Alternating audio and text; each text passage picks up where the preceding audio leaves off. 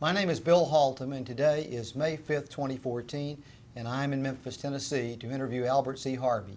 This interview is taking place as part of the Legal History Project of the Fellows of the Tennessee Bar Foundation.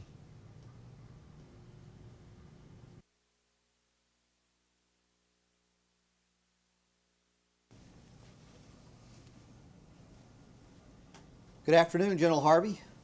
Good afternoon. It's a great honor to interview you today on behalf of the Fellows of the Tennessee Bar Foundation to discuss your remarkable career, or should I say plural, careers in the law and the military and teaching, and probably some things I've overlooked, but we'll talk about them this afternoon. Well, it's a great honor for me as well, and I'm very pleased to have the opportunity to do this. Well, let's start at the beginning. Okay. Let's talk about where you were born and where you were raised and your family. Okay. I actually was born in Knoxville, Tennessee. My mother was from Memphis, and so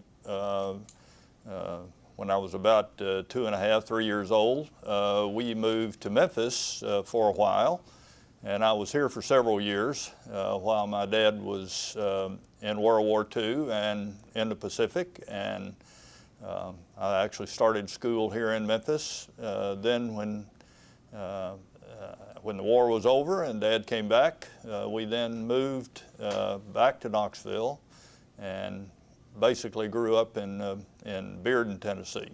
Where Don Payne grew up as well. As a matter of fact, Don and I were good friends as growing up together.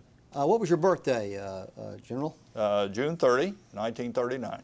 And you were here in Memphis for what again after your father's father's military service? Dad was in the military, in the Navy, and he was in the Dental Corps, stationed at Millington, and then he had orders to go to the Pacific. He was stationed with the Marines, and he was in World War II in the Pacific with the Marine Corps.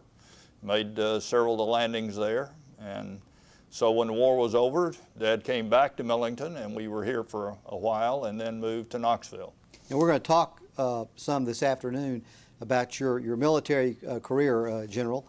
And but was your father a role model in terms of that when you were a boy? Oh, absolutely.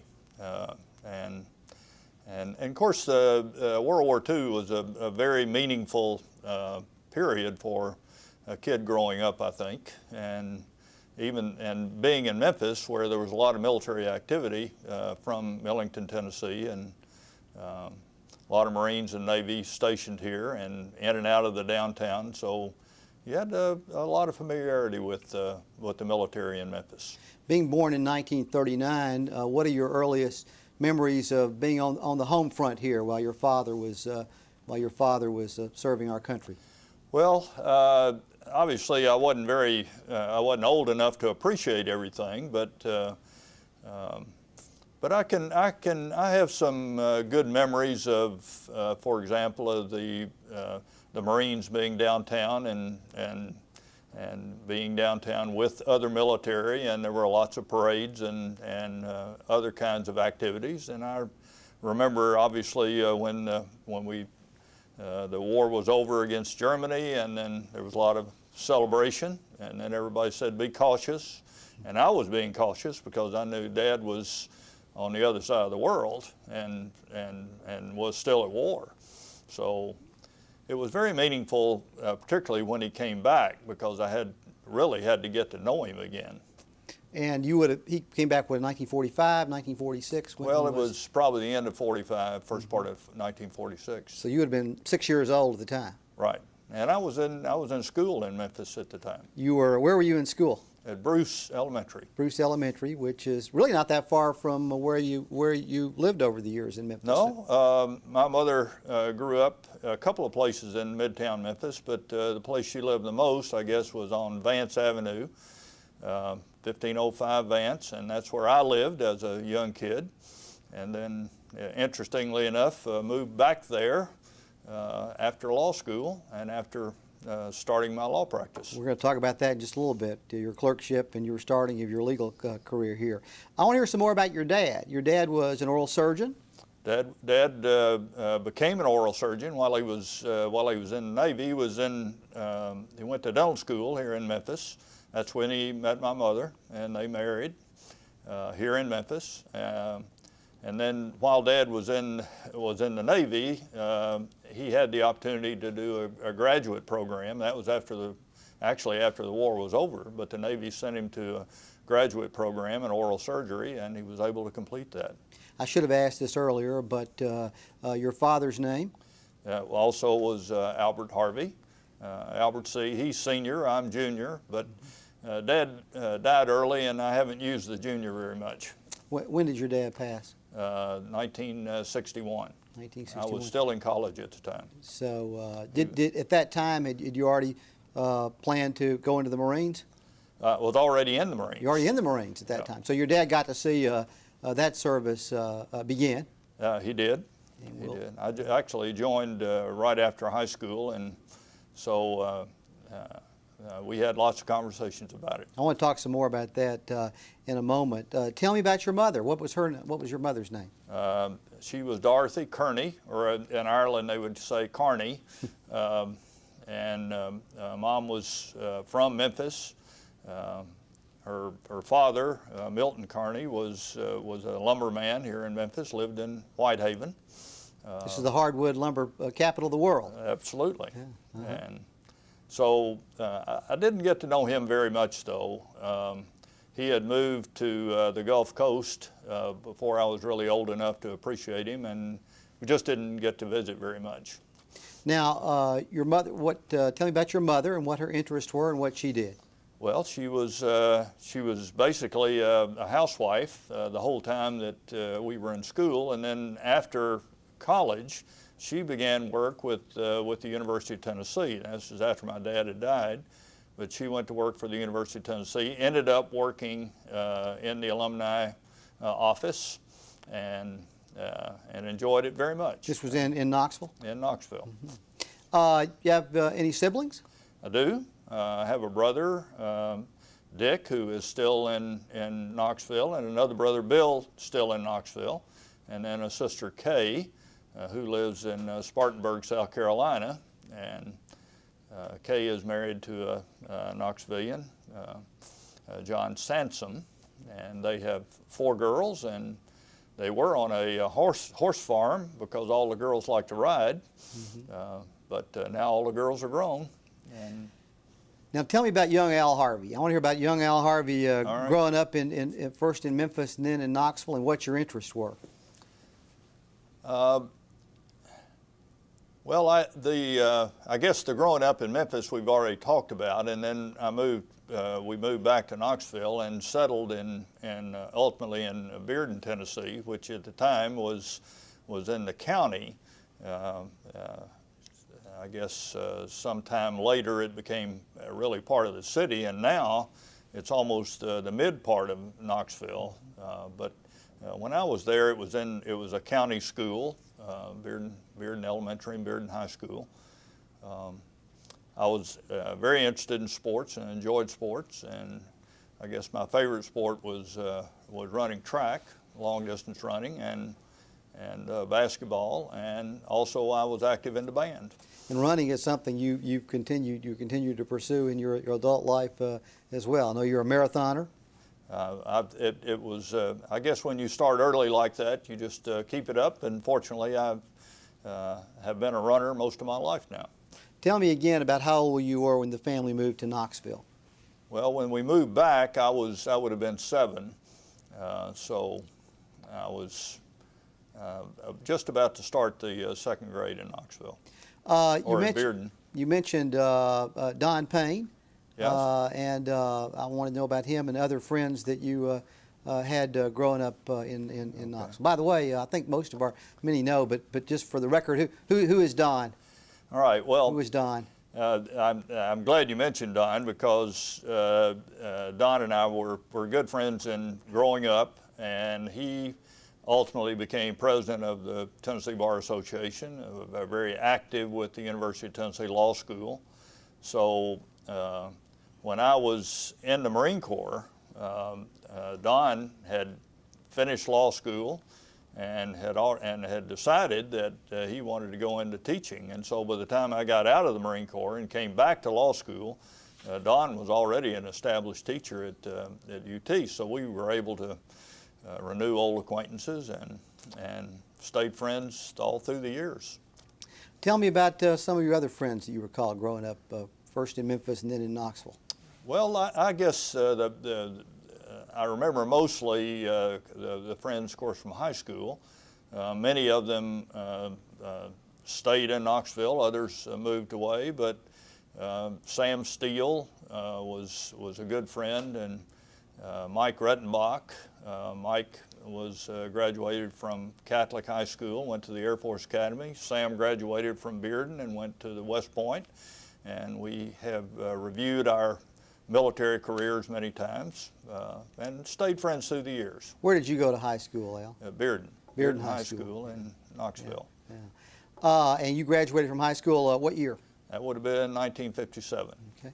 Now tell me about, I want to hear about young Al Harvey in high school and what leadership positions you held and what your interests were at that time. I think that you know, you look back on things like this, and I was very active in what I would call service type organizations. I liked the Key Club, which was kind of the young Kiwanis of the age, and it was basically a service club in high school, and got to be the president of the Key Club, and as a result of that got to go on a couple of the national conventions, which was fun and interesting. I was also very active in a group called High Y, which was part of the YMCA, and through that organization got to meet a lot of people around the state.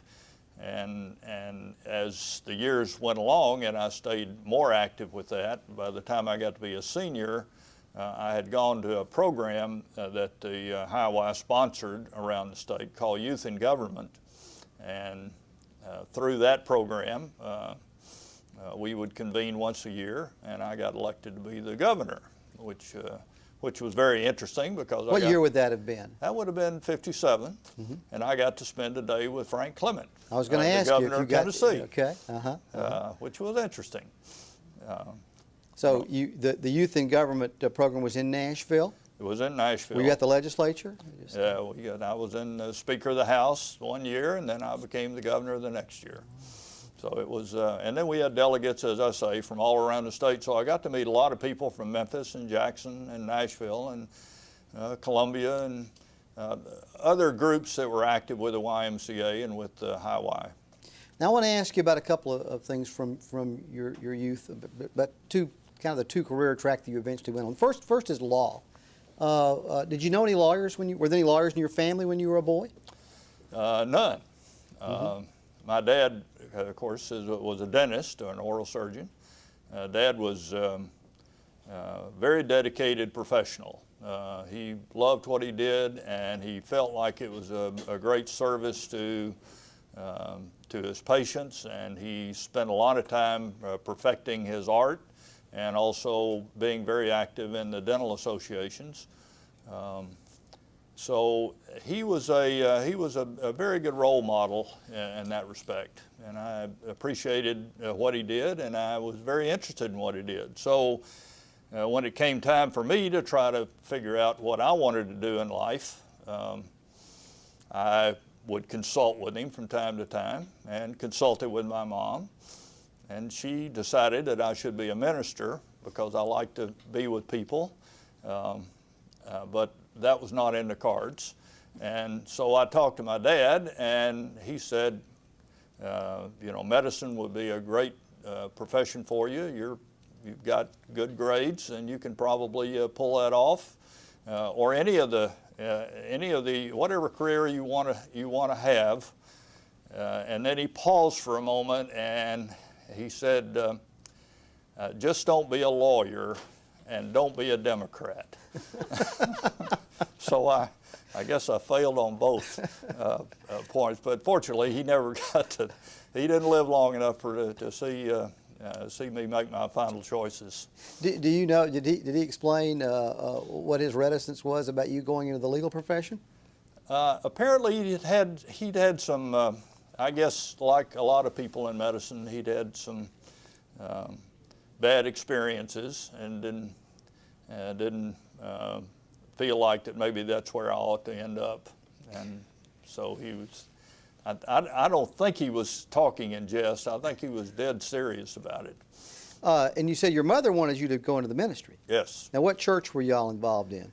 We were members of the Christian church, but I had gotten a lot of experience through the YMCA and had done some speaking along those lines and given a couple of sermons, and Mother thought that maybe that was where I needed to go. Plus, you had met with Frank Clement.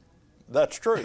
Who was a great orator and did a lot of scripture in his sermons, his campaign speeches, which were kind of Well, sermons. he did, and talked about that a good bit as well.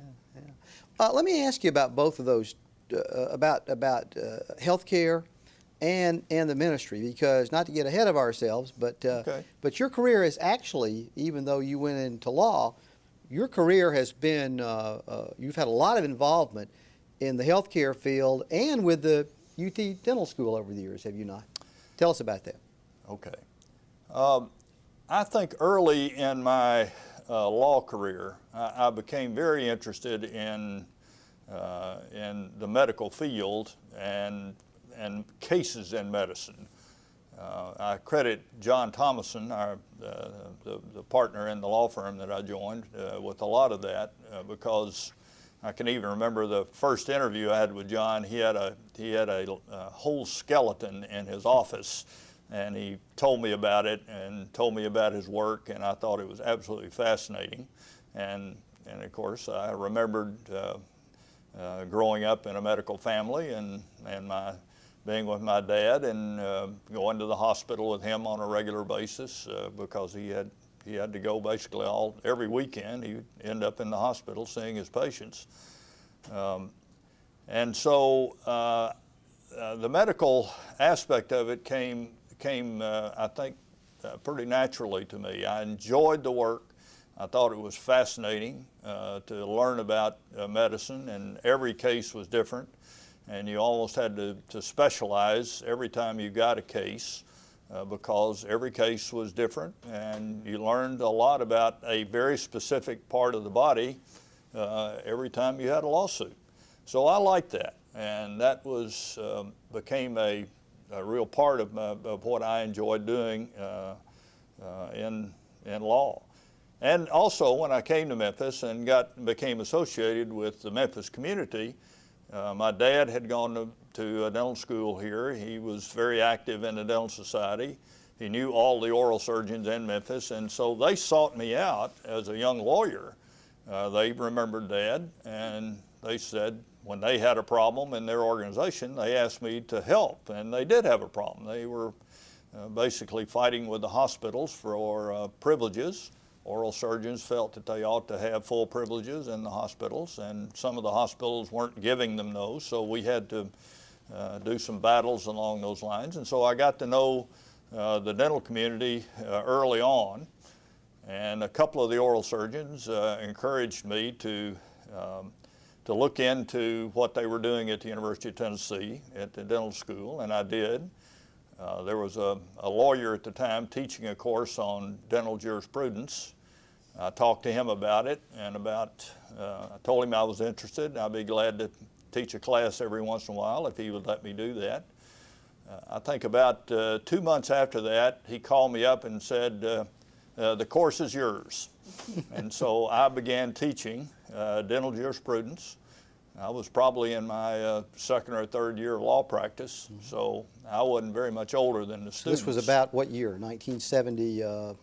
It was early. It was probably around 1971, 72, something like that. And you actually were, as I understand, on the adjunct faculty at the dental school for a long time after. How long did you teach that Well, I was course? there for about 30 years until you took over. Well, they downgraded. I don't think so. But you taught, well, tell me who the dental students, what year, and what would be the nature of the course you taught these young people? Well, we taught, they were senior dental students. They participated in the coursework.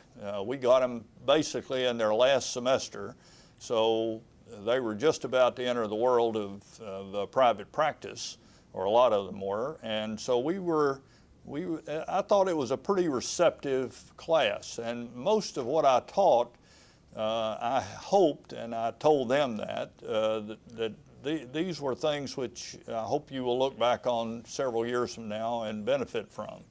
And we tried to approach the course from that standpoint. As a matter of fact, we initiated a mock trial with the dental students, which actually goes on still today. Is that unusual for a dental college to have a law-related course, or is that something most dental schools have in this country? I don't know that it's unusual. I think some schools have it, but I think the University of Tennessee was one of the early schools to devote a portion of the last semester of a student's, or just before a person got his degree. You mentioned the mock trial Right. that you would hold each year. Tell us a little bit about that. When you say there will be a mock trial, who would participate in the mock trial? We usually got a couple of lawyers from the office, from the firm, and then we started out using Frank Crawford as our judge. Who later became the presiding judge on the Tennessee Western Section of the Tennessee Court of Appeals. He did, and I think that was good preparation for him. Frank was a great judge, and then Kim Johnson usually took one side, and then I would take the other side, and we would try the lawsuit using dental students as witnesses, and then the dental students would also be the jury. So you had a group of fair and impartial jurors to hear a dental malpractice. Well, the interesting thing about that was that the dental students actually agonized over the verdict. They didn't agonize enough to come in against the dental student who was playing the part of the defendant, but I recognized that they were having difficulty with trying to make that decision. Did you have a textbook, or did you have to produce the curriculum? How did you do that? Interestingly enough, there was only one textbook at the time on dental jurisprudence, and it was not one that we felt like we could use, and so we developed our own. We took the lectures, and the instructor at the dental college who worked with us ultimately put that together in a textbook form, and that was what was distributed to the students. Now, I know you're no longer teaching at the dental school. You passed that off to a far less qualified instructor, but you're still teaching, are you not? Tell us where you're teaching now. Well, I enjoyed teaching, but I always wanted to go to the law school, and so about 5 years ago, I had the opportunity to teach, or to begin teaching, a course which they didn't have at the time, but it was on national security law. Now, when you say the law school, you're referring to the University of Memphis? At the University of Memphis. You're a UT law grad, but I you're am teaching. a UT law grad. Okay, go ahead. And I throw that out to the students from time to time, but I've had good classes. I limit my class to 25, and I've been oversubscribed every time. But it's national security law, or the law that applies to national security matters, so we get to talk about things like what NSA is doing, and NSA being? The National Security Agency, and whether or not they have the right to snoop and poop into your cell phones. And we have the opportunity to talk about targeting terrorists, and the use of drones, and the power of the president to commit the country to war, and what the Congress responsibilities are. And it's, I think, a good overall course for law students. It's a 3-hour program for law students, and I have 3 L's and 2 L's, or basically juniors and seniors in law school.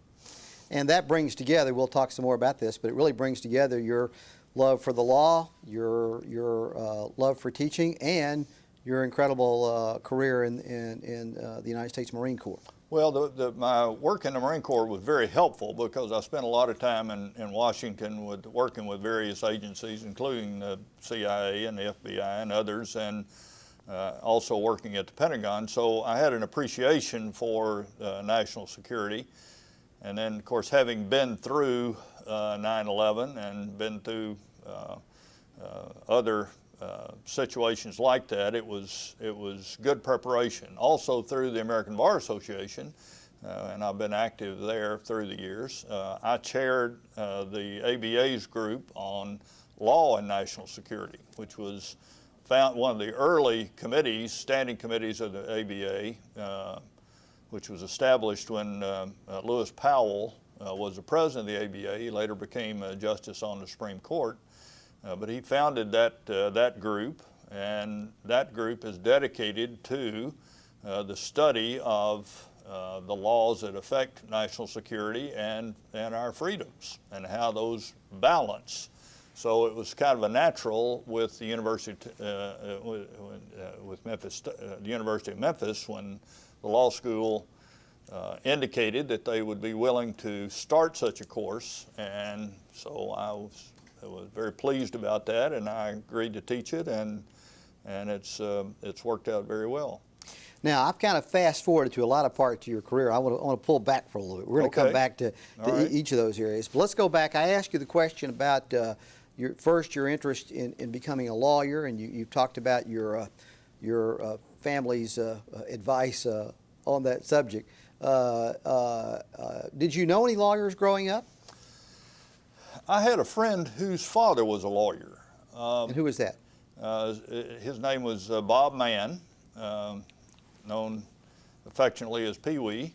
And Pee Wee's father was a lawyer in Knoxville. And the thing that impressed me so much about him was that he was not only a lawyer and very concerned about his clients, but he was also a leader in the community.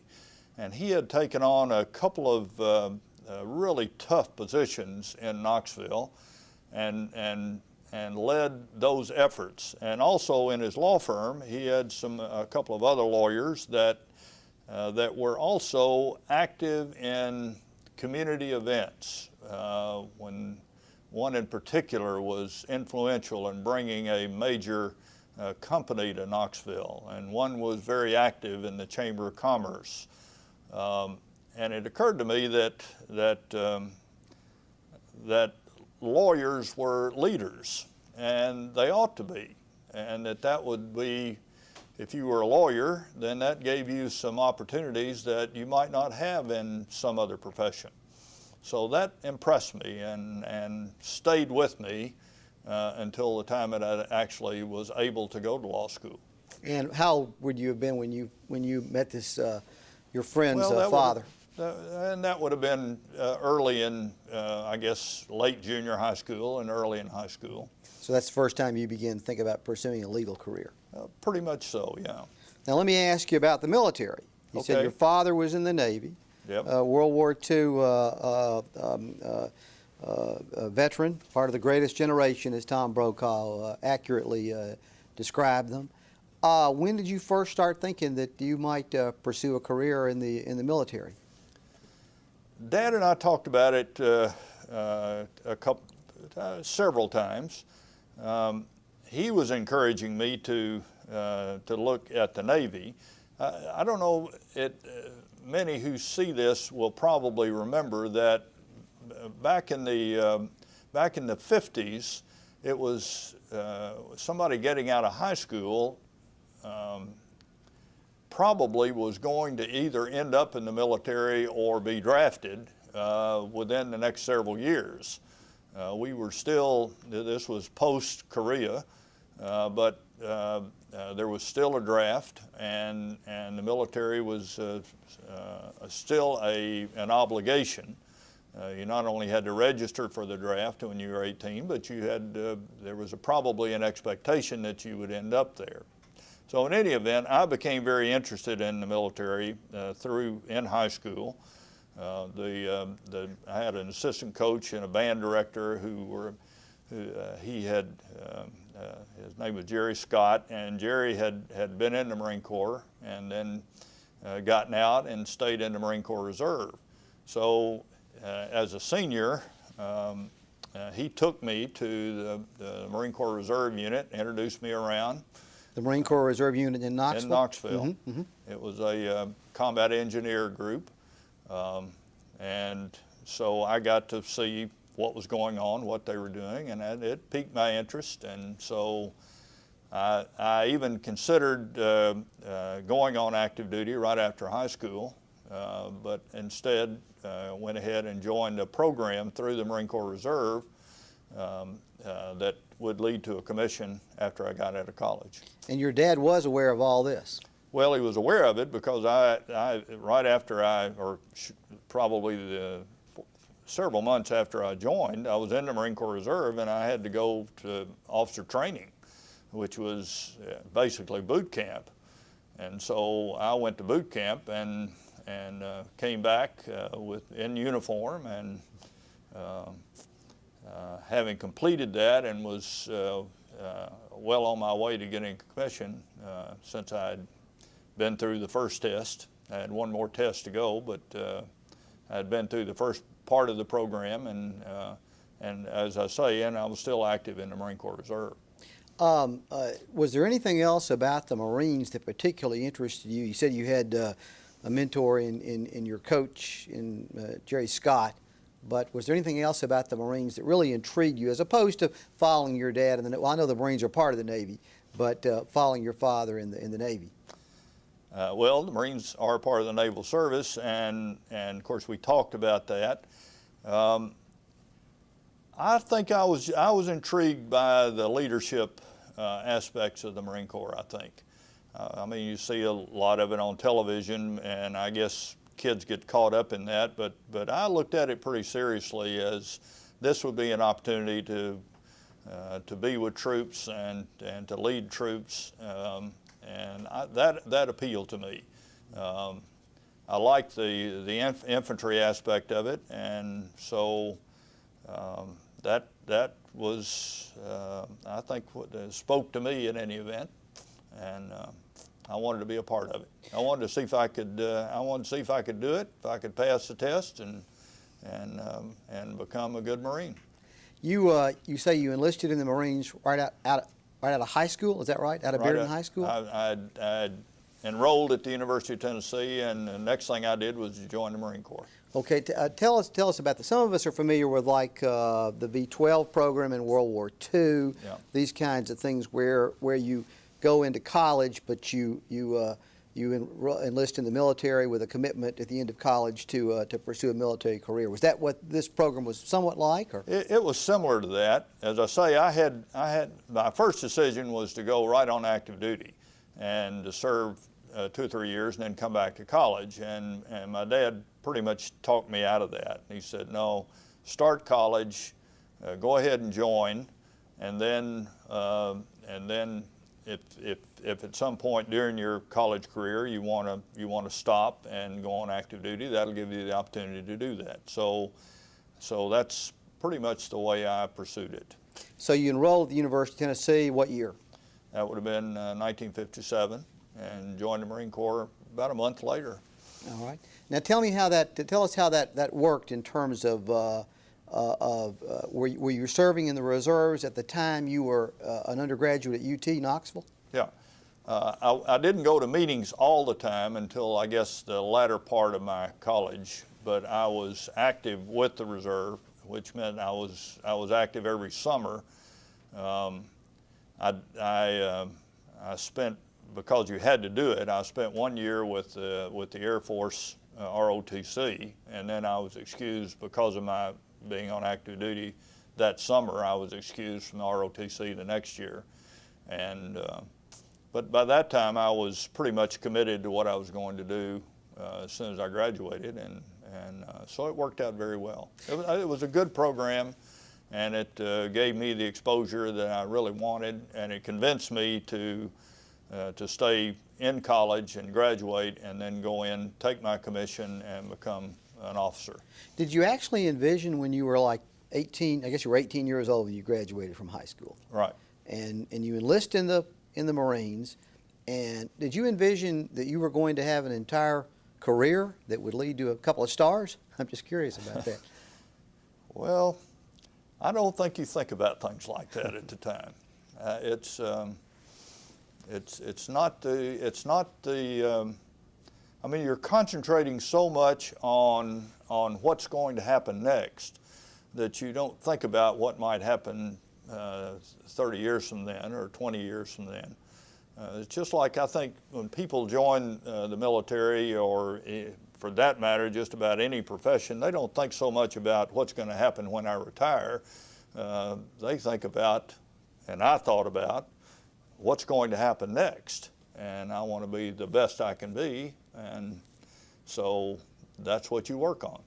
Did you say you were at boot camp before you started UT? Did you immediately? No, that was after, and it was officer training boot camp. Officer training program. Okay. And that was the first summer of my college. And instead of going somewhere and doing what students like to do after their first year in college, I went to Quantico, Virginia, and began my officer boot camp. Now I want to come back to your fabulous career in the Marine Corps, but let's talk about your UT days. Okay. You started UT in the fall of 1958. No, 57. 57. I apologize. That's right. All right, and you're pursuing your military career as well, but you're on the Knoxville campus of the University of Tennessee. Yeah, it was. I think growing up in the Knoxville community, in the Bearden community, you feel pretty attached to the University of Tennessee, and I did.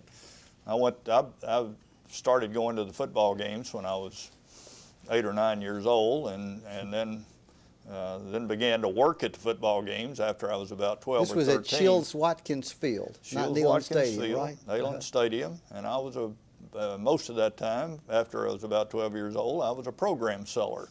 Okay. And so I was there. I met a lot of the football players and met a lot of the alumni and people coming to the games. And so it was, I liked the University of Tennessee. I liked the campus, I guess I didn't go on any campus visits or anything like that like kids do now, like my daughters did. I think my dad said, you know, I've got to put 4 kids through college, and the University of Tennessee is where I think it'd be best for you to go, and so that's where I went. So did you grow up envisioning that that's where you would go to school? Not necessarily. Mm-hmm. I mean, I knew there were other options, but that's the one that was for me. I have a very important question to ask you, because you talked about selling concessions and programs at Shields-Watkins Field as a boy. Who was your favorite Vol when you were a boy? Well, I had several, but I think Hank Laricella probably was at the top of my list, and he was a great player at the time, and All-American, and had that great run. What game was that he had the great run? Was it the Sugar Bowl where he had the? Well, he had several that I can remember. I'd stopped selling programs, and that was my way into the field. So I would find an empty seat, and I watched probably almost every game since I was 12 or 13 years old. When you attended UT, did you continue to live at home, or did you live on the campus? Well, that was my intent was not to live at home, and so even though I was going to the University of Tennessee, I wanted to be part of the campus life, and I was at home probably for the first couple of months, and then moved into my fraternity house. And which fraternity? I joined a fraternity. I joined Phi Gamma Delta, and the Fiji House, as they called it, and it was right there on Cumberland Avenue, right across from the Student Center. It was a wonderful place to have a fraternity, and so I became very active with the fraternity, and moved into the fraternity house. I guess it would have been my second quarter, and promptly almost got kicked out of school because my grades went right to the bottom. So I had to build myself back up from that, but I continued to live in a fraternity house and did so for 4 years. Tell us about some of your activities in addition to getting your grades up. Well, that was the interesting part, and I ultimately did that. But I enjoyed campus life and was active in several of the campus organizations. One of my favorites was a group called Attawahee, which was a kind of a school spirit group, and that was a fun group that had a lot of activity during football season, and so one of the things I got to do early in my UT career was to be in charge of the UT card tricks. Oh yeah. And so I got to tell all the student body when to put up their card tricks. Now the card tricks, tell us what the card tricks were. Okay. Some of us remember those. I think it's kind of gone out. The students don't have the discipline to do it anymore. Well, I think that's probably true, and they were pretty rugged back then too. We would put the several cards together and put them in the seat in the student center of the football stadium, and then at the appropriate time we asked all the students to pull out their cards, and we would tell them to take card number 1 and hold it up, and then supposedly on the other side of the field, then it would read whatever the happened to be the message you wanted to get across. I often thought it would be a wonderful opportunity to put my own message in there, but never did. We always stayed pretty straight with it. You've told us that when you were a young man, one of the things that interested you, whether it was youth in government, whether it was being youth in government governor of the state or speaker of the House, that you were always interested in leadership. Tell us about some of the leadership positions you held at the University of Tennessee. Well, I worked my way up to, I was president of the Ottawahe, and I was also president of my fraternity, which was something I thoroughly enjoyed. It was a good fraternity, and we set some real high standards about programs we wanted to be successful, and it turned out they were successful on both campus activities and national activities with the fraternity. I was also active with a group called Scarabean, which was, again, a service organization for the University of Tennessee, and it was one in which gave me the opportunity to meet a lot of the faculty and to meet a lot of the other people around the campus, other campus leaders. And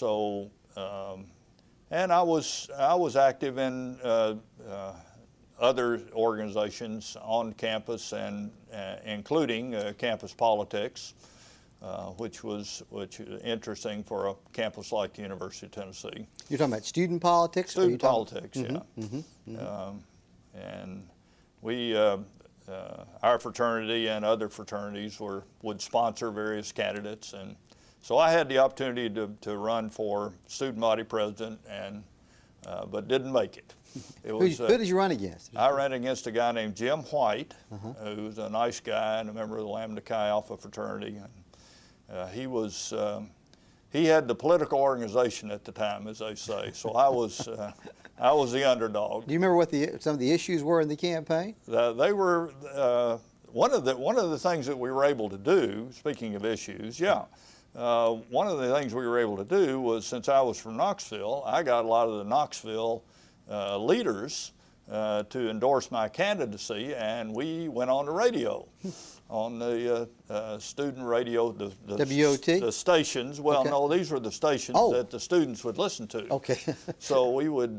So I got a number of the Knoxville leaders, or Knoxville heroes, from my high school days to come on and broadcast and sponsor me, and I think that sent the other side into a tailspin, but they countered, and it was one of those fun things in school that was about as not quite as meaningful as we all thought it was at the time.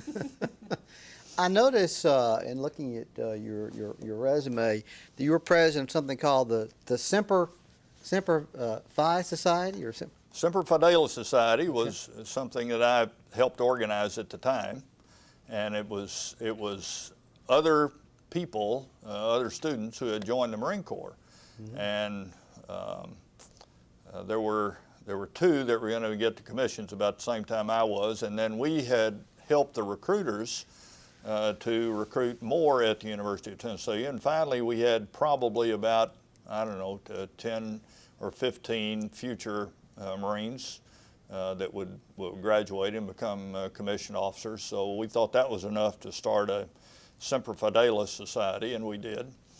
And what did that society do? Well, I don't think it did anything particularly meaningful.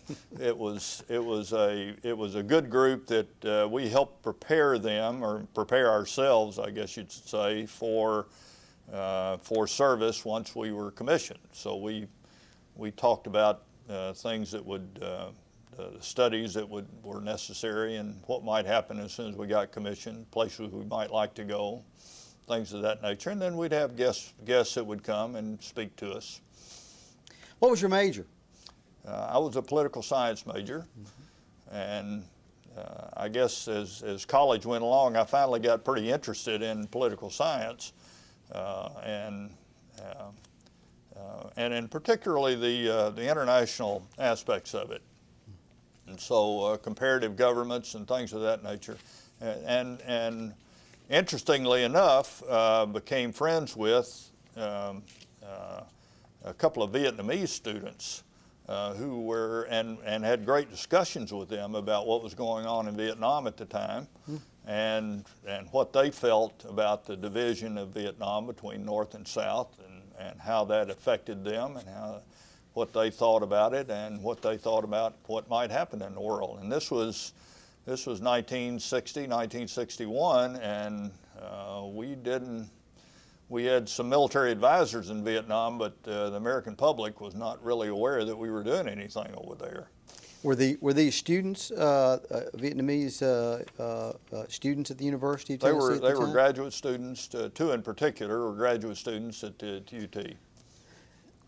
Do you remember any particular teachers at the University of Tennessee, Knoxville at that time who really were memorable to you or inspired you in any way? Well, I had I did have a couple that I guess one in particular that I thought very highly of, and he was a teacher and a professor in international law and foreign governments, and he had written a couple of textbooks and had asked me to assist him with some of that, and that was, to my surprise, something that I enjoyed, and I was also surprised that he asked me to help him, but it was, I think the subject matter was interesting, and so he helped me along with that. And then American history was always a real interest of mine, and there was a professor named Haskins who was the Dean of American History at the University of Tennessee, and so I enjoyed his classes. So I mean, there were several that I enjoyed, and then I knew some of the people at the law school, and had worked with them in the law school through some of the student projects that we had, and one of the professors helped the student government that I was active with, drafting our bylaws and the things that needed to be done so that organization could function effectively. And this was a law professor?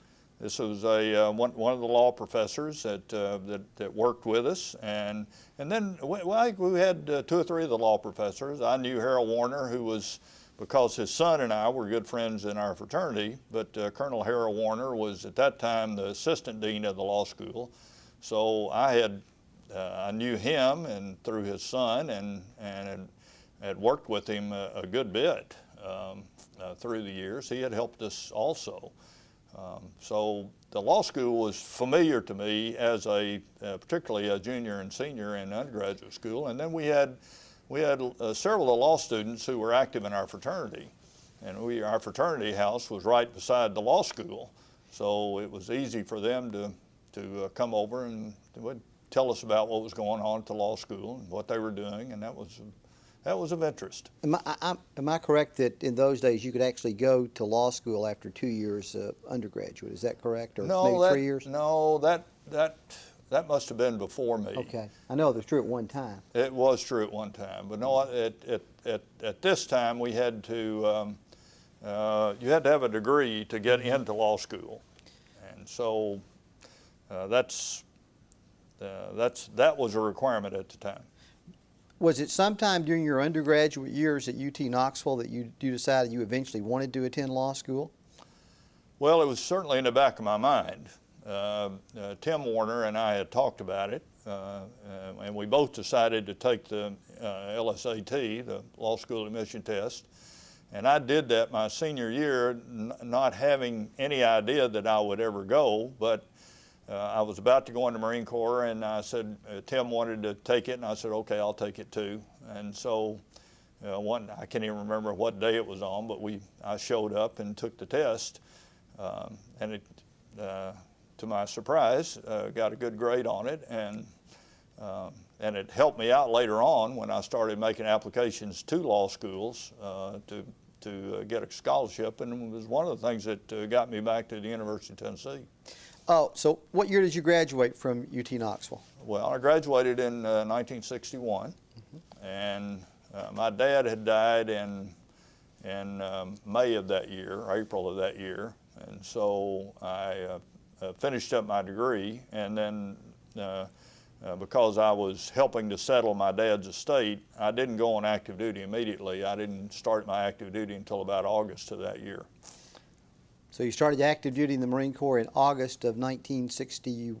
1961. All right. And tell us about that. How many years was your first assignment of active duty with the Marine Corps?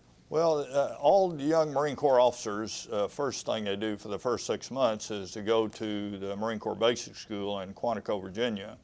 And that's where you learn and demonstrate what your talents are and what field you want to be in. And so I took to it pretty well and ended up in the infantry, which is where I wanted to be. As a result of my grades at the basic school and fitness reports that we were getting at the time, I got selected along with about 10 other recent graduates of the Naval Academy to go into a new program they were establishing that sent young Marine officers to sea. And I was assigned to a carrier in the Pacific as a young officer with 55 enlisted Marines and one other officer. So about that time, I decided that it was time for me to get married as well. And fortunately, my future wife agreed, and so we got married in March of 1960, or in March of 1962, and then headed off to California to my first assignment. Your wife is? Nancy. She was Nancy Rutherford. She's an English graduate from Morristown, Tennessee. And where did you and Nancy first meet? Well, we first met, and she would have been a freshman when I was a sophomore. So we met pretty soon after she came on campus. And you recall where you met? I do. At least I recall one thing, she recalls another. Okay. So, but we both have our own recollections. What is your recollection? We may bring her in later for a rebuttal. Well, I don't know if we want to do that, but we met at a fraternity function. She was a Alpha Delta Pi, and her sorority came over, and we met at that function, and then met a couple other times during my sophomore year, and we dated some. And then we got serious, and then we didn't date for a while, and then we got serious again, then we didn't date for a while, and it went back and forth until, I guess, my senior year, and then she accepted my fraternity pin and the keys to my sports car, and we were pretty well hooked up at that time. So you were engaged when you were seniors, and then you... Well, actually not engaged, but we were pretty close. Okay. And so after I was in basic school, we decided that we would get married, and we did. Married in 1962. She graduated early, a quarter early, and so as soon as she graduated, we married, and then we were off to California, and my first duty station was in Alameda, California, which is right there in San Francisco. Now, you said that you went to sea. When did you go to sea? Well, right, I started my sea duty in Alameda, California, and the ship was there for a few months, and then we were off to Westpac, as they say. So I was. What does that mean? That means that that ship was gone for the next 7 months into the Western Pacific. And it was the USS Ranger, which was the biggest carrier at the time in the Pacific area. It was a brand new ship, and so it was a real pleasure to be on the ship, if you can say it's a pleasure to be on any ship. Did you ever have any seasickness? No, never had any problem with it at all. But carrier is so large that you don't, I mean, there were some people that had seasickness, but it never affected me. So you spent 7 months at sea. 7 months at sea. Part of that over in the Western Pacific, part of it right off the coast of Vietnam, and we were there in the Vietnam area during some of the early activities. So I guess I got credit for service on Vietnam at the time, although I was never with a unit stationed there on Vietnam at the time. During those 7 months, now first of all, what was your rank at that time when you? Well, I started as a second lieutenant, and then I got promoted to first lieutenant, probably about halfway along that 7 months. And what were your duties as a first lieutenant on that ship? Well, I was the second officer. We had a captain, and I was the second officer, and then we had 55 troops, and our job was to run the discipline on the ship from the standpoint of running the brig, and we also guarded the nuclear spaces, and we were responsible for that, and we were responsible for all of the honors that were given in the various ports that we went into.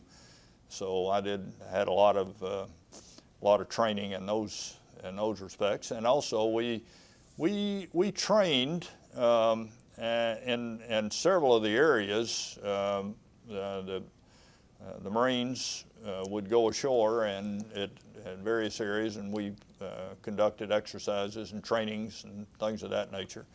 And there was a possibility we would have been committed in Vietnam if things had gotten hot at the time while we were there. This was so we were prepared to do that. Now, while you were at sea there for 7 months, your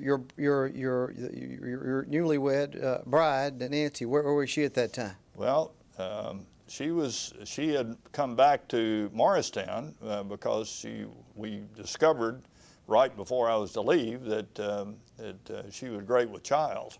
So our oldest daughter was born almost immediately after I got back to the United States. Her name is? Ann. And we'll come back to the Marines, but let's focus on something important now. Let's focus on the family here. All right. So Ann was born in Ann was born in 1963. 63. And July the 4th, 1963. Now, by that time, I was back at Camp Pendleton. I left the ship, came back to Camp Pendleton, joined a reconnaissance unit, and was active with that at Camp Pendleton. And Ann was born right in the Naval Hospital there at Camp Pendleton. And you have another daughter as well. And daughter Elizabeth was born after right before I joined the law firm. And while I was still clerking for Justice Creason. We'll come to that in a moment. But Okay. you have two daughters, Ann and Elizabeth, and tell us a little bit about them and where they live now and what they do. Well, both great girls, and they of course grew up in Memphis. Both graduated from St. Mary's. St. Mary's Episcopal School. Episcopal School. All very prominent young ladies' school here in Memphis. It is, and we have been, Nancy and I had started being active with the Episcopal Church shortly after we moved back to Memphis, and so the girls were active with the church and then went to Episcopal school, and it worked out pretty well. And then Ann got a scholarship to go to Georgetown University, which she enjoyed for the first year or so, but she enjoyed it so much that it was time for her to come back home. And she did, and finished up. Sounds like a young man at the University of Tennessee in the late 1950s. Like father, like daughter. But she did. She came back to Memphis. For a time she went to the University of Memphis. Then started at Rhodes and spent Rhodes College here in Memphis. 2 years at Rhodes College and graduated there. And daughter Elizabeth also grew up here. Also went to St. Mary's. Elizabeth was really a first-class swimmer all through, well, for most of her early life. She was a really good swimmer, and so she graduated, and we took the college trips, and she decided on Boston College, and Boston College worked out very well for her. She swam for Boston College and swam all 4 years while she was in school, and it was worked out very well. So Elizabeth ultimately, a few years later, decided to go to law school. So I have one lawyer daughter. Anne, on the other hand, decided after she had been working for a while to go to Prague, because that seemed to be the country of choice at the time. So she spent the next 10 years in the Czech Republic, ended up marrying another American there, and had 2 children in Prague before moving back to the United States. And your daughter Elizabeth, where did she go to law school? Elizabeth ended up going to law school at the University of Texas and did very well in law school, but after law school decided she wanted to go back to Boston. So she got a clerkship with a very good Boston law firm, Nutter, McLennan and Fish, and they offered her a job, and so she went back to Boston as a young lawyer, and a few years later married, and also has 2 children. When did your active duty end with the Marine Corps? Well, it's ended on several times. Okay, yeah, the first tour of duty, General. The first tour ended in 1964, and I had to make a decision about what I was going to do. I had gotten a couple of offers to go into a couple of special units in the Marine Corps, and was very tempted to stay, but I also by that time was very interested in and thought I would be very interested in law, and so I knew that if I didn't go on and go to law school pretty soon, I didn't know when I'd be able to do that. So I started making some applications and just checking around. I got a scholarship offer from one of the law schools on the West Coast in San Diego, and almost accepted. And then Colonel Warner at the University of Tennessee called. And Colonel Warner what was he at the University of Tennessee? He was by that time the dean of the law school, and so I had made an application to UT as well, and he called and said, "We've looked at your grades. We've looked at which weren't the best grades out of college, but he said we've looked also at your LSAT score, and we know what your situation is now with the Marine Corps, and we were prepared to offer you a scholarship to come back to the UT Law School." So that plus my mother agreed to be one of the great babysitters while my wife started her teaching career. That pretty well sealed it for us, and so I came back to the University of Tennessee to law school. Well, that takes us to the next year of your life and the beginning of your legal career. So let's take a break, and we'll discuss that after a short break. Okay, sounds good.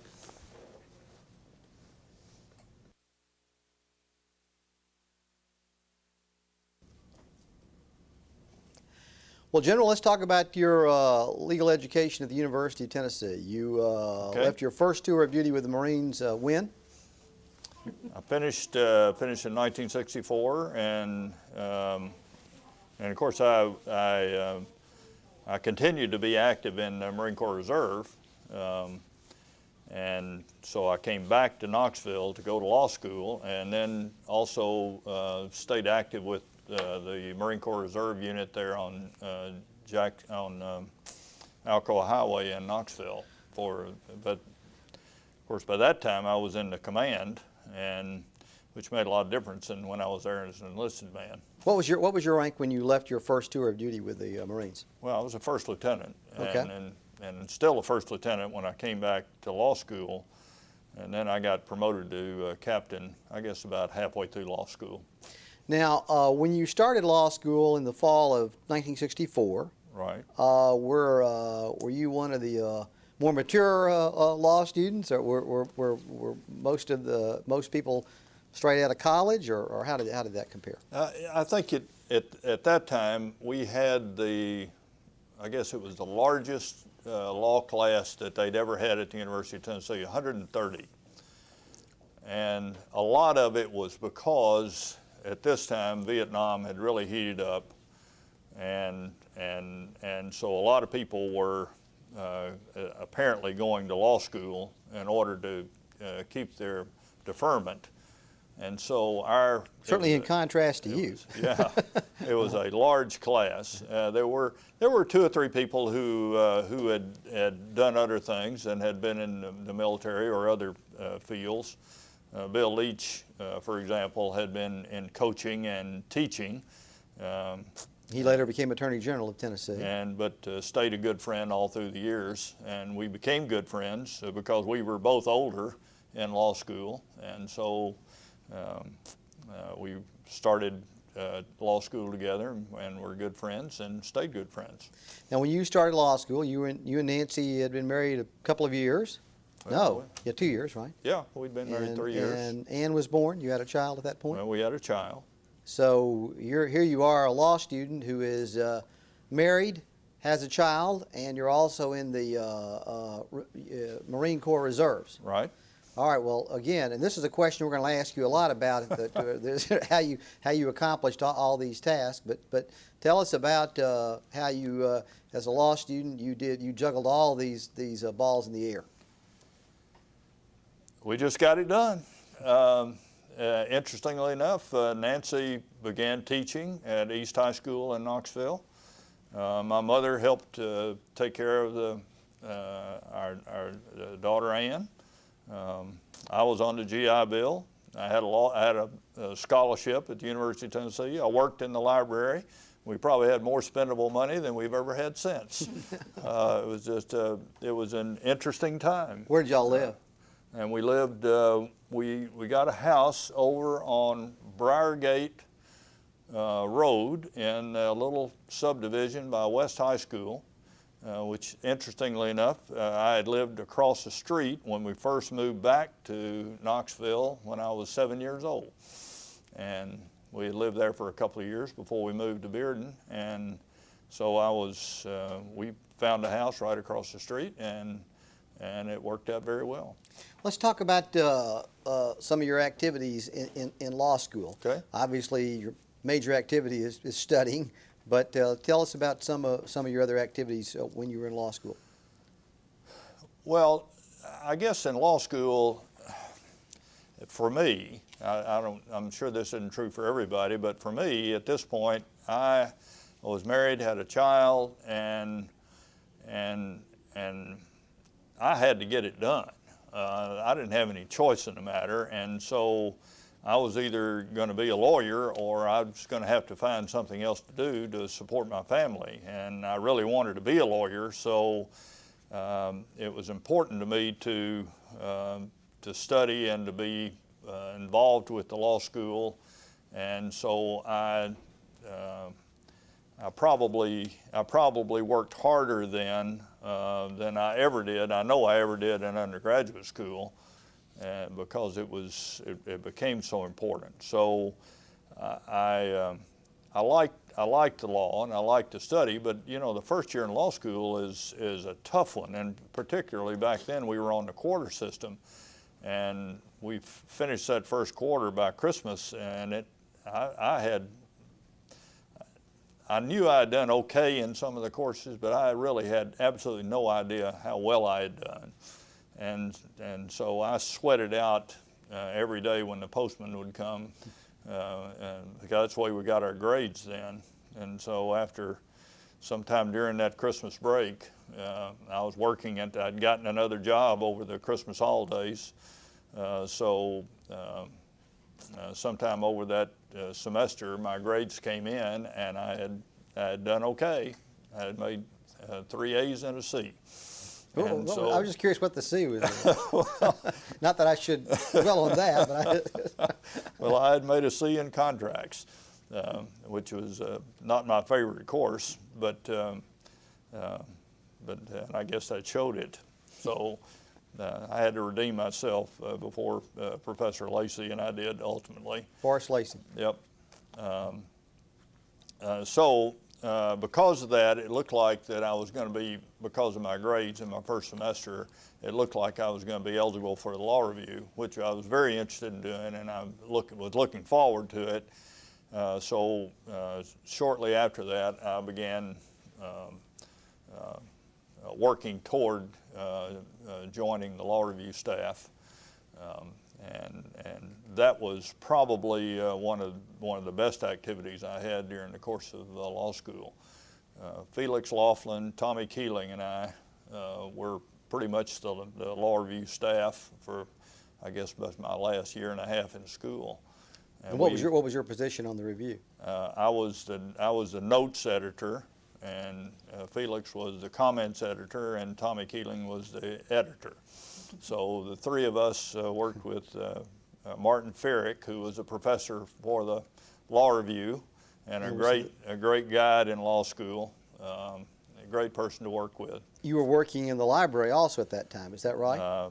Ferrick offered me a job in the library, and I took it and started working in the library. And so Nancy was teaching, and I was in the library, and then of course active in the reserve. So I had that activity as well. When you were in law school, how many hours a month did you have to devote to the reserves? Well, it was one weekend a month, and then we drilled one day.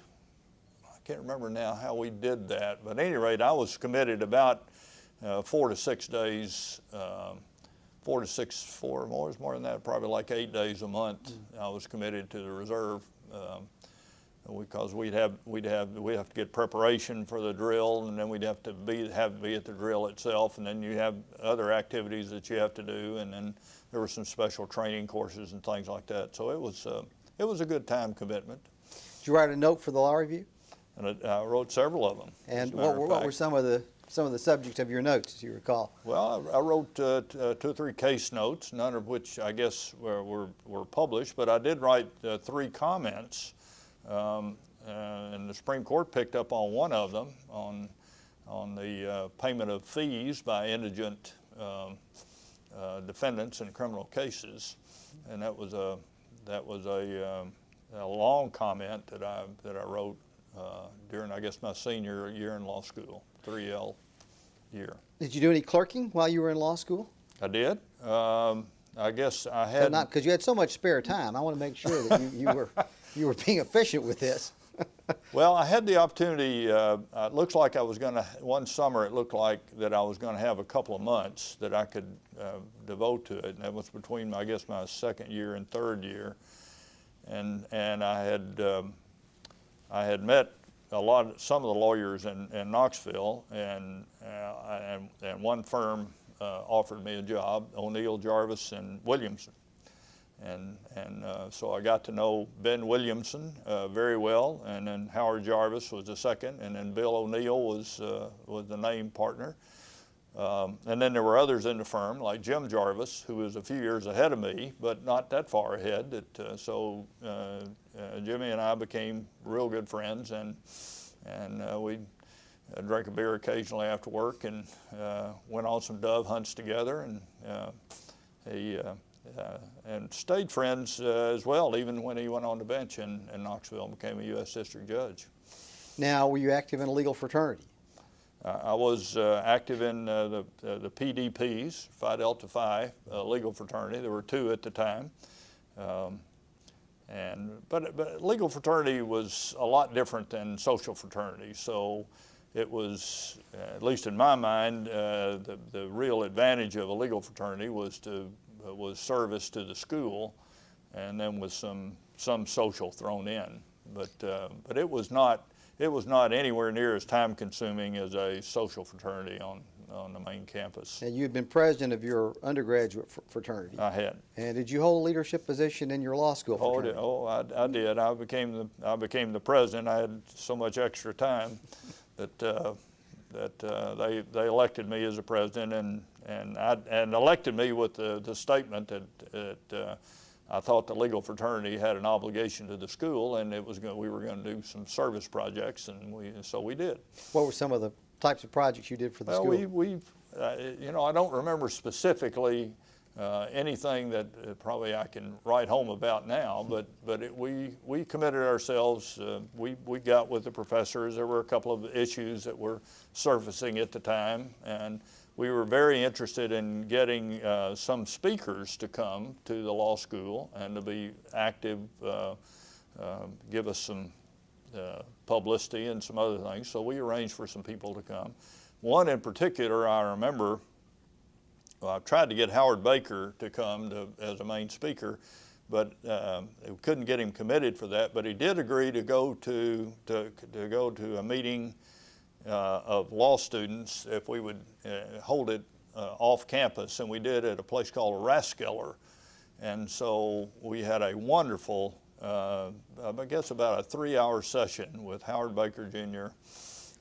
There in Knoxville at the Rathskeller with probably about 30, 40 law students. Was this after he had been elected to the Senate, or was it before? No, this is long before. So this is when he was practicing law in Huntsville. He was a practicing lawyer. Of course, he was interested in politics, but we got him to come and talk to us.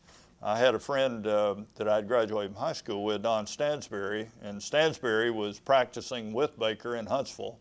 So Stansberry, I'm sure, helped it. And I don't remember specifically now how we worked it out, but we got Howard to come to speak to us, and it was probably one of the neatest things that we did off campus, certainly that year.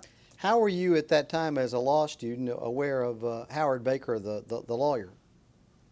I think that in the law school, at least I kept my mind on what was going on nationally, and Howard Baker was still active nationally. I mean, he was somebody who in Tennessee was, I think, looking to continue to be on the national stage. His father had been a congressman. His father had been a congressman, and he was heading the law firm, but he was also very active in various political activities, and we at least several of us felt like that he was on the come. He was going to do great things. His grandmother, was the first female sheriff in Tennessee. No, I didn't know that. Rowan County, that's right. I didn't know that. If he talked about it, he may have mentioned that, but because we talked about a host of subjects that evening, and it was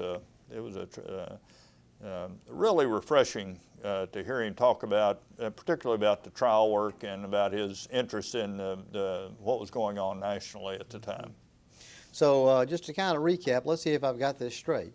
You're a husband, you're a father. This is while you're in law school. You're a husband, you're a father of a little girl, you're in the Marine Corps Reserves, you're president of your legal fraternity, you're an editor of the Law Review, you work in the library, and you also clerked for a firm. And have I left anything out? I'm just curious.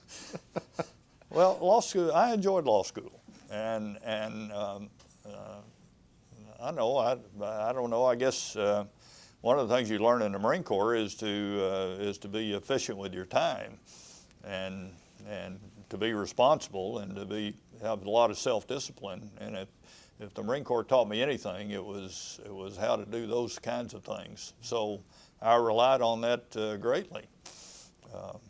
So at any rate, law school was enjoyable, and I look back on it with a lot of fondness.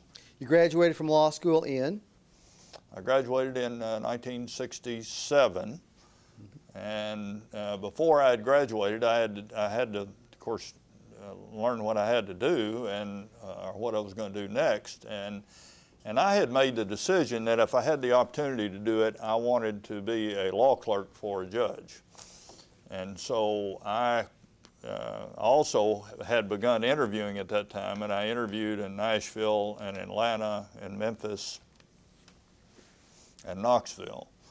Those were kind of the 4 areas I had concentrated on, and I had 2 or 3 opportunities in Knoxville that I had offers, and had an offer or 2 in Memphis, and but I really, at that point, during the course of my interviewing, I had pretty much decided that I really wanted to go to Memphis.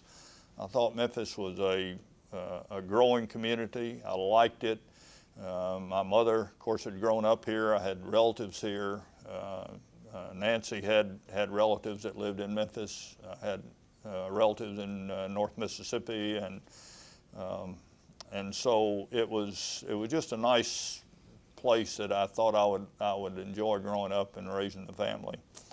So when I had the opportunity to talk to a couple of judges here, I did, and I talked to and interviewed Justice Larry Creason with the Tennessee Supreme Court.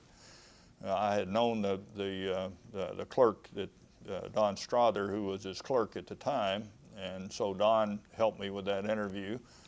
And I also interviewed Judge Robert McRae of the U.S. District Court.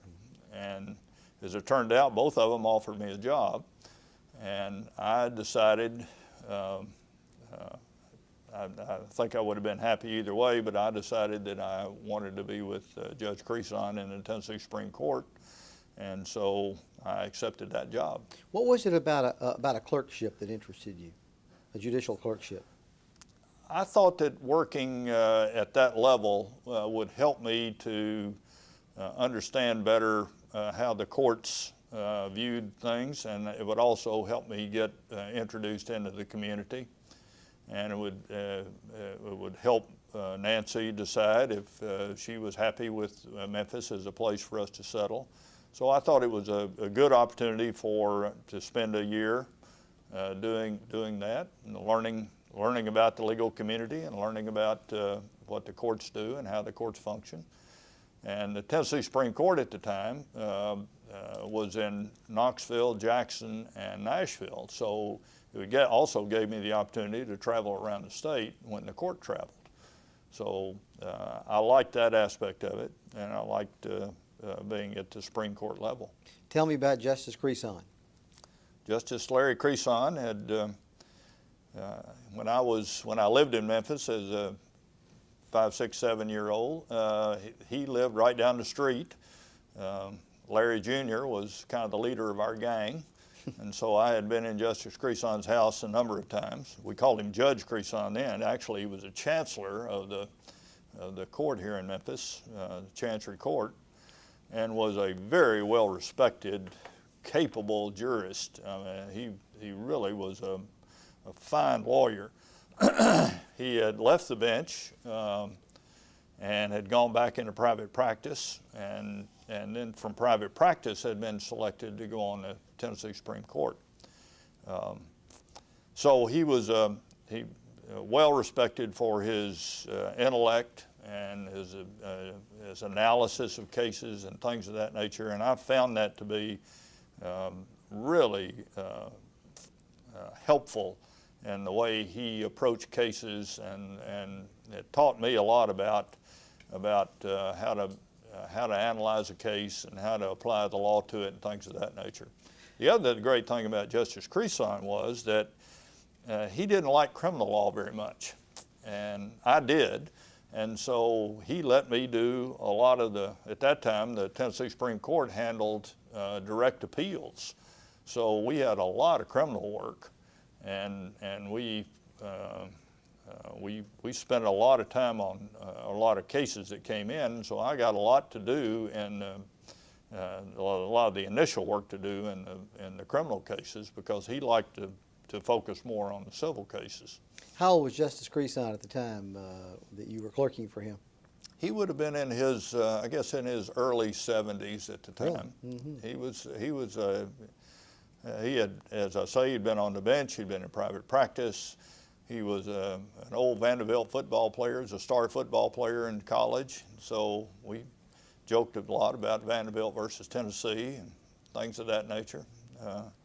Tennessee wasn't a powerhouse then that it had been and was later, but neither was Vanderbilt. So we had some good conversations, and Judge Creason was a good teacher, and he enjoyed when I would do some work for him or write a rough draft of something, then an issue. We would talk about it, and he would give me some instructions, and sometimes he'd say, "Have you looked at case X versus Y?" And I said, "Well, I don't believe I know that case." And so he'd take the next 30 minutes and tell me about it and tell me all the background on it, tell me why it was decided the way it was, and why it fit into this analysis. And so it was that was really interesting. And also at the time, in April of that year, we had moved into the state office building, and our offices faced the square here in Memphis, where the City Hall and the state office building, the county office building, all converged there. And that was the year, of course, that in the time that Martin Luther King was killed in Memphis. And Judge Creason's he had to stay on the job. So we, even though Memphis was shut down, we kept coming into the office every day, and he would get his work done, and we almost could participate in all the activities that were going on at the time. Were there any other clerks in addition to you your year? No, I was the only one, we had the only office in Memphis at the time. Now later there were some others, but we were the only court that were occupying space then in the state office building. Do you recall who some of the other justices were that served with Justice Creason on the court at that time? Oh yeah, Judge Hamilton Burnett was the chief judge, and Judge Chatton, and Judge Humphreys, and I'm probably missing one, but it was an interesting court. I got along better with some of the justices than I did with the others, but I didn't have all that interaction with them, but I did have a lot of interaction with their clerks, and we had an interesting time together. I thought it was a good year for me, but I thought a judicial clerkship was a good thing. And in fact, I encouraged my daughter to do it, but it didn't work out for her. It wasn't something that she was interested in at the time when she graduated from law school. But I thought it was a good experience and taught me a lot about a lot of different things that I hadn't been exposed to in law school. And it also gave me the opportunity to make the decision to stay in Memphis. And so sometime during the course of that year, I got the invitation from John Thomason, Frank Crawford, and Roy Hendricks to come join them in the law firm as soon as I finished my clerkship. Let's talk about that. Okay, so you finished your clerkship in 1968? Finished in July of 1968.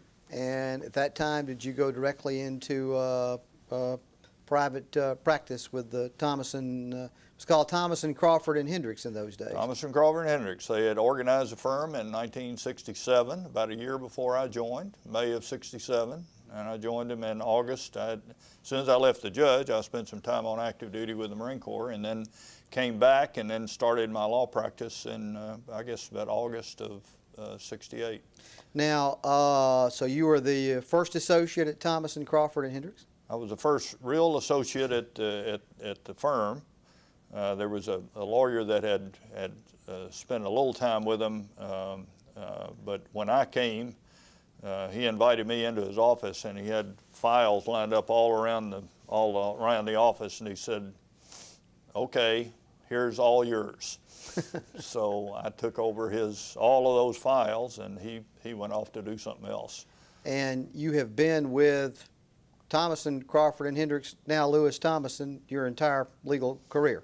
At the time, and that's pretty much the way I had planned it. I thought I'll go with this law firm and I'll either succeed or I won't succeed, and the law firm I hope will succeed, and as it turned out, the only thing that changed was the name.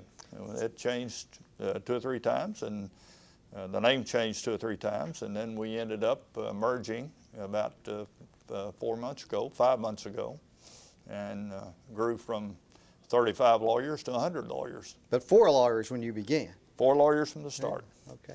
Tell me a little bit about John Thomason and Frank Crawford and Roy Hendricks and what your working relationship with them.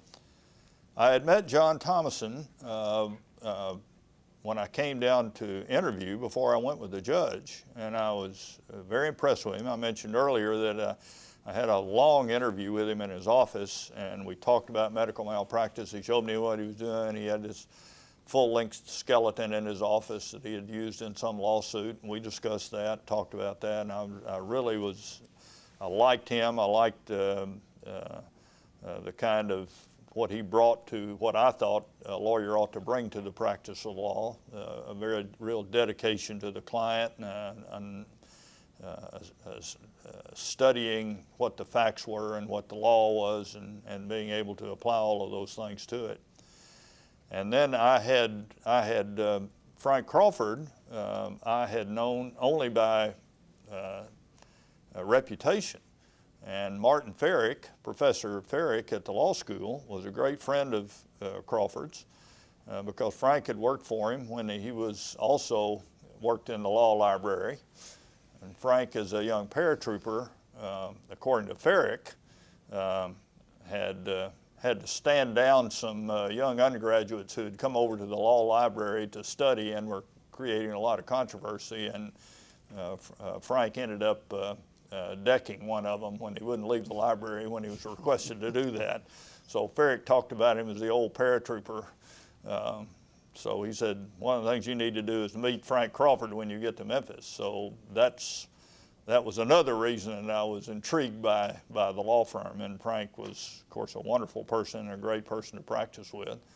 And Roy Hendricks was, at the time, one of the real experts in real estate in Memphis. And even though that's not something I was particularly interested in, as it turned out, under Roy, I grew to enjoy it and actually did a lot of real estate work when I was a young lawyer. Now, you mentioned that when you were clerking for Justice Creason, you really enjoyed an area that he didn't particularly enjoy, and that was the criminal law. Right. Did you get into to that area as a young lawyer? I did, I continued to like the criminal law, and so it was at that time you could get on a list in the U.S. District Court, and you would get appointments in criminal cases, and also in the state court you also got appointments, and so I put my name on both lists.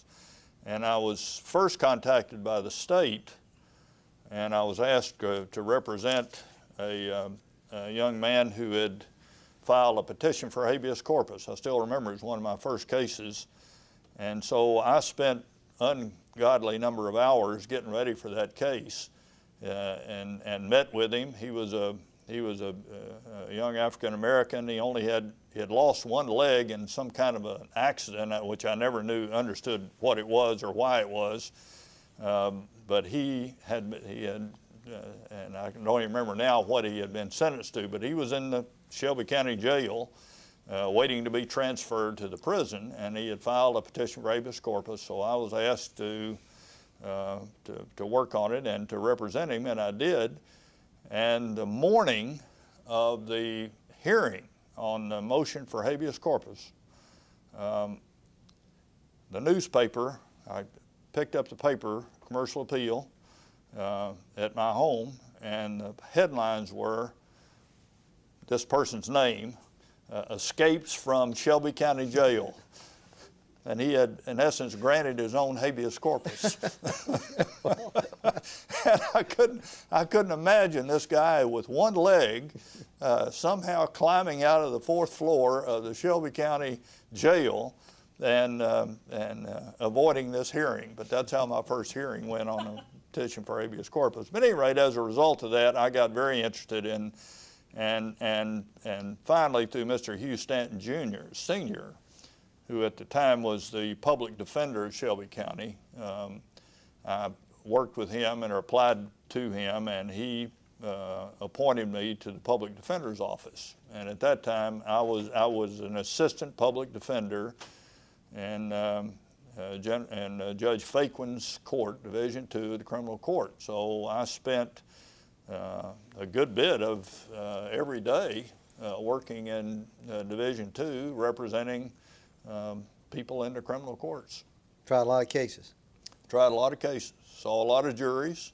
I couldn't say I was wildly successful, but there were several cases that the prosecutor didn't give me any chances on, but we walked away with some good results. And it was interesting because at that time, at least, it made me very appreciative of the needs of the criminal lawyer to have a good investigator and a good investigative staff. It also made me very appreciative of the work of the Attorney General and particularly the lawyers that worked in the criminal courts. I thought they were really first-class professionals. They were interested in justice for the most part. There were a few that were tough to get along with, but for the most part, they were really good people, and they cared about what they did, and they cared about justice. And I thought that was a good time to be there and a good time to be working in that court. Now, we know from your life that you've been the classic multitasker, and I'm just curious as to what your work schedule at that time was, how you approached that. Again, by this time you have a second child at home. You have a second daughter. Yeah. Tell us about your work habits. Well, we did have a second child by that time. Elizabeth was born just before I started law practice with the firm, Thompson, Crawford and Hendricks. And so I had working for the firm, and then I had public defender work, and then I was active with the Bar Association, started being active with the young lawyers. And started doing, because of John Thomason, I started doing also some work in the medical malpractice area, the health-related fields. And it was working with John, working with Frank, working with Roy, and just learning how to do things. I'm just curious as to how much sleep you were getting in those days. You have any, seriously. Yeah. Well, it was. I mean, I don't have the magic formula. I had a very supportive family, and I think we did a lot of stuff as a family, and I hope I was an acceptable father, and going to the activities of the kids, because I certainly tried to be. But you have, there were some things I missed along the way, I'm sure. Now, believe it or not, I want to ask you about another activity we haven't talked about. Okay. Which is somewhere along the line, you and some other young lawyers in Memphis in the late 60s or early 70s created a legal clinic in this city. Tell us about that, and who was involved in that process, and why did you do that? That, I guess it was as a result of the legal clinic at the University of Tennessee. I began to represent or work with people who couldn't afford a lawyer. And I recognized at the time that was a very important activity. So when I got to Memphis and started with the law firm, I recognized and realized that there were, particularly in Memphis, a lot of people that really couldn't afford or didn't have lawyers that should have had lawyers. And of course, at this time, the United States Supreme Court had indicated that all lawyers would be required in felony cases. but it was also obvious that from Memphis standpoint that we needed a legal services corporation, and I knew what that was, and I had at least had gotten a lot of information about legal services corporations and what legal services did, and thought that was a really great activity. And so I felt strongly about the young lawyers, particularly of Memphis, being involved in that activity. And I was greatly surprised at one of the first Bar Association meetings I went to where they proposed a legal services group to come in, that there was such opposition to it. And Where was the opposition from primarily? well, it was from a number of Memphis lawyers who felt very strongly that we shouldn't be conducting that kind of activity, that if the clients ought to be able to afford lawyers, and if they couldn't afford lawyers, then members of the bar ought to give that service through some other way. But the some other way was never really mentioned or articulated in any of the arguments. So Mike Cody took the lead, and I was recruited as one of the participants, but Mike Cody and Ronnie Barad were the two leaders and organized. They were a little older than I, but working through the young lawyers and to a group in Memphis, we pretty much put together a legal services group,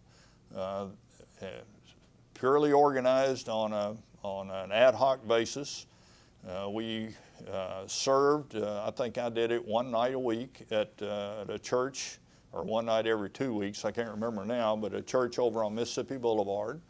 And we, clients would come in and we would interview them, and then if they, whatever legal services they need, we'd give it at the time, or if it couldn't do it at the time, then we would try to make arrangements to permit that service later. And at the same time, there were a lot of us that were very interested in the bar, looking again at establishing a legal services corporation in Memphis. And about a year or so later, I remember Emmett Marston was very active in that effort. He later became the bar president. Tennessee bar president. Well, Tennessee, but at the time he was active in the local bar, so and was soon to be the Memphis bar president. So Emmett and a number of people finally were able to lobby through, and the Memphis Legal Services Corporation was established.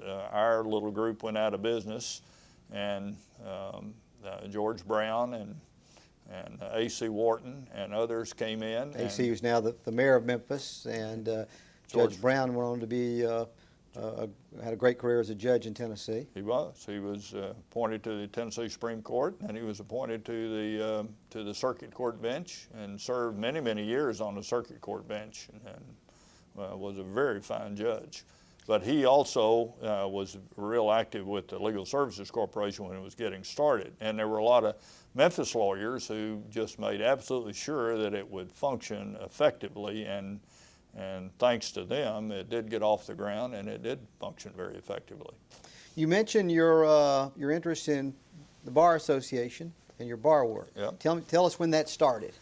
Well, it started early on. I guess even when I was clerking for the judge, I got to know a lot of the young lawyers in Memphis. I knew some anyway.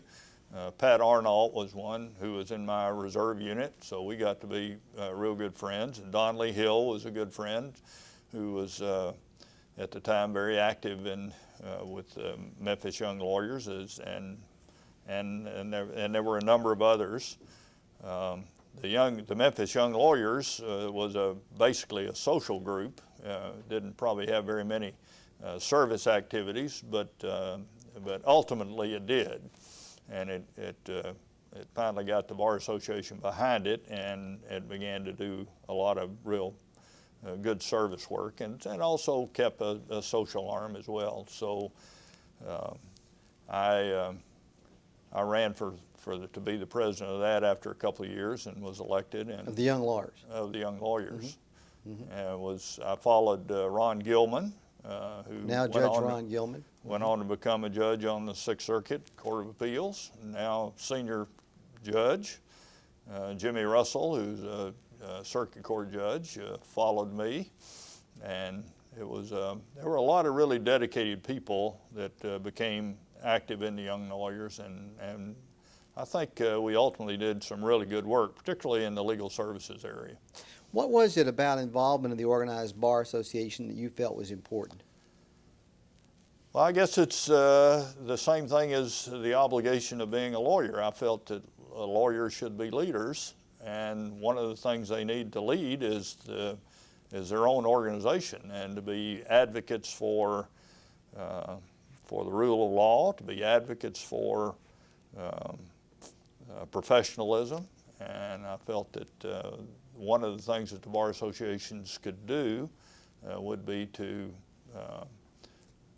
push those kinds of activities. And so that had been a goal, I guess, ever since I became active in the Young Lawyers and then on into the other bar associations. You know, a lot of lawyers these days don't really seem to have that much, seem to take more of a consumer approach to the bar, what the bar can do for them rather than what they can do for the bar. What's your response to that, to your fellow lawyers? I think some lawyers feel that way, but I think the majority of lawyers feel an obligation that I think you assume certain responsibility when you become a lawyer and you're sworn in. You're an officer of the court. You're responsible to the profession. You're responsible to the public. You're responsible to your clients. And I think given, once pressed, I think most lawyers would agree with that. Some get caught up in other things and are not as responsive as they probably should be. But I think for the most part, lawyers take on that responsibility. Probably some drawback after some years of practice, but I think it's one of the good things about young lawyer groups in particular is that they quickly take on projects for the good of the community and the good of the association, good of the profession. Now, let me see if I can tick this off, if I got this correct in terms of your bar leadership position. You've been president of the Memphis Young Lawyers, president of the Tennessee Young Lawyers, Yeah. president of the Memphis Bar Association, president of the Tennessee Bar Association, a leader in the American Bar Association. Am I missing? You've been on the. It's a long list, but tell me about that. Well, as I say, I developed the interest in bar work early on. I had good friends at the University of Tennessee and the law school, Lowry Klein and Bill Leach, both of whom encouraged me to get active from Memphis with the Tennessee Young Lawyers, and I did. So I had the opportunity to be the president of that group, and that was a very interesting group. Our main project at the time was to put on a training seminar for people who had just passed the bar. And we did that for several years, and then since then I think other organizations have taken it over, but that was a great activity that we had. So Is this what was known as it used to be known as the Bridge the Gap seminar? It was started out as a Bridge the Gap seminar, and as I say, we had it once a year in Nashville, and so that worked out very well. And then I was active in the Memphis Young Lawyers, and from that I just became active in other groups as I got older and aged out of some groups into others. Also, as a result of the Tennessee bar work, Tennessee Young Lawyer work, I got to know or got active in the American Bar Association because I started going to some of those meetings. That was one of my responsibilities, I thought, was to, as the president of the Tennessee Young Lawyers and Memphis Young Lawyers, was to be active on a national scale, and so I did.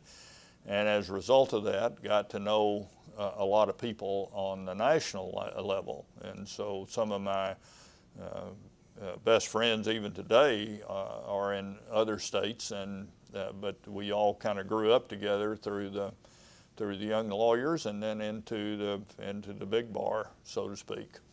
So we had people like Lee Cooper in Birmingham and Bill Allen in Little Rock. These were all became presidents of the American Bar Association. And Rod Matthews and Bill Newcomb, several of whom became the president of the ABA. Yeah.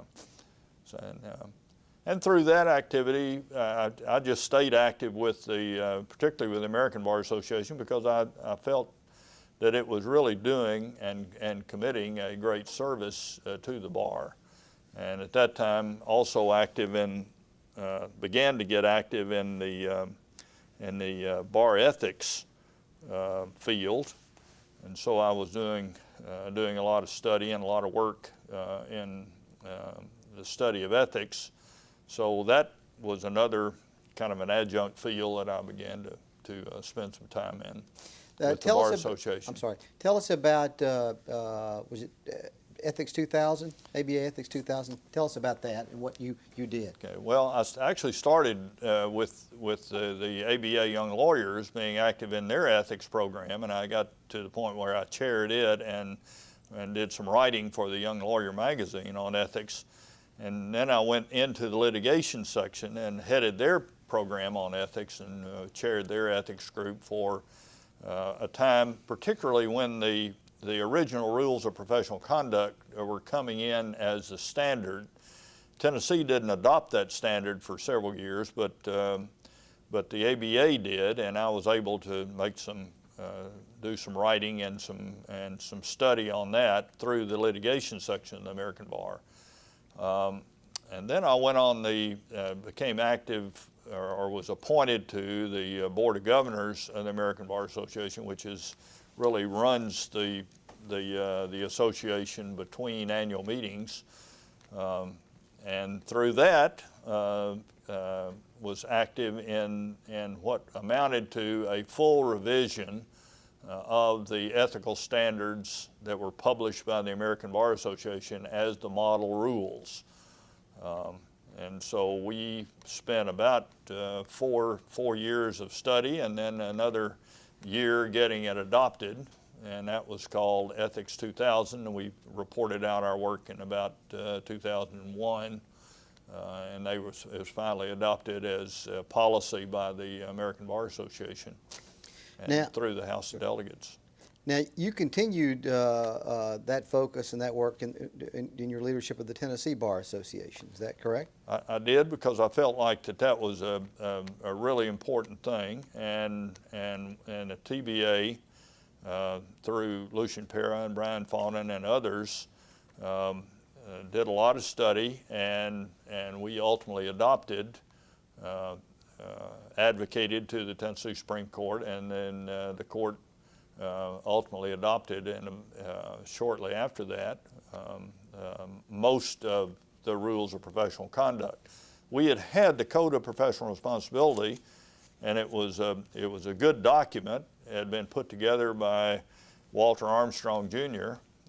He was the chair for the American Bar Association. Walter Armstrong Jr. was a very prominent Memphis lawyer and a great scholar and a wonderful person. And he had done great work on that, and I think that's one of the reasons that in Tennessee that we held on to the Code of Professional Responsibility as long as we did. But at some point, it just became very obvious that the Bar Association would profit by a new set of rules of professional conduct. And so we proposed it, and it was ultimately adopted, as I recall, in about 2002 or 2003. Right as I was becoming president of the TBA, I think in 2002 is when the Tennessee Supreme Court adopted it. Now, you've served as president of both the Tennessee Bar Association and the Tennessee Bar Foundation. I did. I'm trying to figure out what position you haven't held in this state. Well, the Tennessee Bar Foundation was a real labor of love, which started early on, and I can remember. I don't know how I got active with it, but I was active early on with some of the original organizers of the Tennessee Bar Foundation, and I felt like that it was making a tremendous had the ability to make a tremendous contribution. So one of the great things we did was to hire Barry Bernstein as our director, executive director, and she brought some real management skills to the group. And as a result of Barry's work, we had the first grant proposal, and we brought a group of people together, several lawyers from all around the state, including one Bill Purcell, who ultimately became the mayor of Nashville. But we put together the first committee that for the Tennessee Bar Foundation that developed the grants for the foundation for the first bit of money that we ever had to give out. You used the word IOLTA. What does IOLTA mean? Interest on lawyers' trust accounts. And that was a program that we were able to advocate to Tennessee, and the Tennessee Supreme Court ultimately adopted it, but it gave us the capability for lawyers that had money in bank accounts to use that interest to go into programs that would help things like the Legal Services Corporation. And so that was how the grants were started in the first place. And as money began to be accumulated through the IOLTA program, then we were able to help fund legal services. We helped fund programs like court advocates, the CASA program, and a lot of organizations like that. It was a good, and has been through the years, a very effective way to assist organizations that support legal activities, not just of lawyers, but particularly of lay people that had activities that support the rule of law. And Tennessee Bar Foundation has been a great job in doing that support. I want to come back to your career as a trial lawyer and what you've done over the years in that, and Okay. we're probably going to come back to your career in the United States Marine Corps as well, and we'll do that after we take a short break. Okay.